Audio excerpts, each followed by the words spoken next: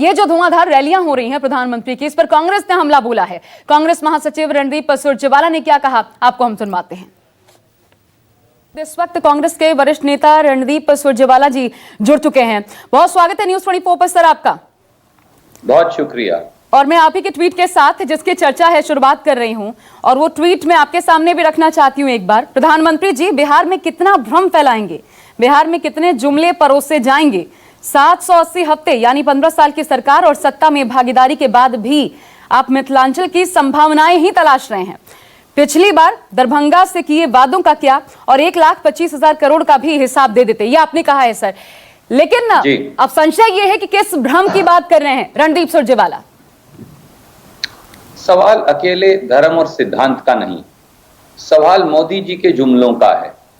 सच्चाई ये है कि जुमलेबाज और धोखेबाजों ने बिहार को 780 हफ्ते या 15 साल में बर्बादी की कगार पर लाकर खड़ा कर दिया।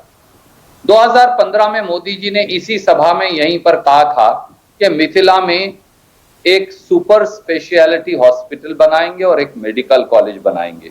आज तक उसकी एक ईंट नहीं। आज सीता मैया की फिर चर्चा कर दी, पर सीता मैया को धोखा तो मोदी जी और भाजपा ने दिया।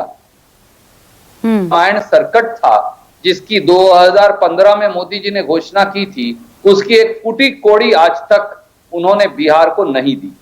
बल्कि पुरोना में सीतामढ़ी में जहां सीता मैया की जन्म स्थली है, वहां माता सीता और भगवान राम का जो संग्रहालय बनना था, जिसकी घोषणा मोदी जी ने की, जब बिहार सरकार ने उसे प्रपोजल भेजा तो मोदी जी ने उसे खारिज कर रद्दी की टोकरी में डाल दिया। जो सिया राम के नहीं वो किसी काम के नहीं। मोदी जी ने जनता से धोखा दिया, अस्पताल पर धोखा दिया, सड़क पर धोखा दिया, यहां तक सीता मैया को भी धोखा दिया। रामायण सर्किट नाम की कोई चीज नहीं बनी। केवल 5 साल बाद वही फटा पुराना भाषण फिर पेल दिया। सवाल यह है कि 780 हफ्ते और 15 साल की नीतीश बाबू और भाजपा की सरकार ने मिथिलांचल और बिहार को क्या दिया, यही सवाल हम उनसे पूछ रहे हैं। सवाल तो ये भी है सर, लोग जो उठा रहे हैं कि इन 15 सालों में आखिर कांग्रेस ने ये कितनी बार याद दिलाई। आज जब एक तरफ चुनाव हो रहे हैं 71 सीटों के लिए, तभी कांग्रेस को इस बात की याद क्यों आई? क्या सरकार की कोई जिम्मेवारी नहीं? क्या दिल्ली और बिहार की सरकारें इसलिए चुनी जाती हैं कि वो बन जाएं और बैठकर सो जाएं? क्या सरकार को अपने वायदों को लागू करने की, जिसके आधार पर वो वोट लेते हैं, कोई जवाबदेही नहीं? क्या प्रधानमंत्री जो 1,25,000 करोड़ का पैकेज लाए थे, हमने आंकड़ों सहित दिखाया कि मात्र 1559 करोड़ रुपए के काम हुए, बाकी पैसा किसकी जेब में गया? और बिहार को विशेष राज्य के दर्जे के बाद का हुआ क्या? नीतीश कुमार जी तो विशेष राज्य के दर्जे पर मोदी जी को छोड़कर गए थे, आज वो सृजन के घोटाले के फेविकोल से सत्ता की कुर्सी पर बैठे हैं, परंतु आज वो विशेष दर्जे की राज्य की चर्चा भी नहीं करते और मोदी जी के मंत्री आर.के. सिंह उसे खारिज कर देते हैं। तो क्या प्रजातंत्र में अब पार्टियों और प्रधानमंत्री को उनके वादे याद दिलाना पाप है?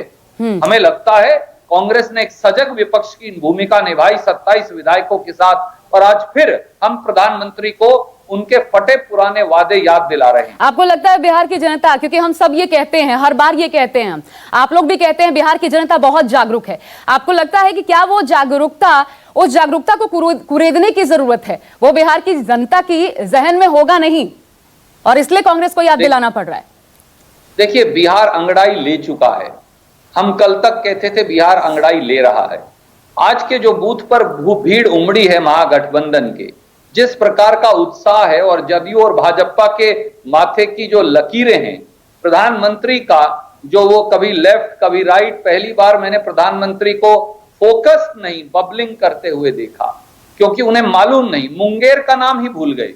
देखिए ना, मुंगेर में नरसंहार हुआ, 48 घंटे हुए नहीं हैं, एक नौजवान का भेजा उन्होंने पाट दिया। वो क्या कर रहे थे? नमस्कार, मैं हूं मानक गुप्ता। अगर आपको हमारा ये वीडियो पसंद आया हो तो इसे लाइक और शेयर जरूर करें, और हां, हमें सब्सक्राइब और फॉलो करना ना भूलें, ताकि आप देश और दुनिया की कोई खबर मिस ना करें। तो जुड़े रहिए हमारे साथ और देखते रहिए न्यूज़ 24।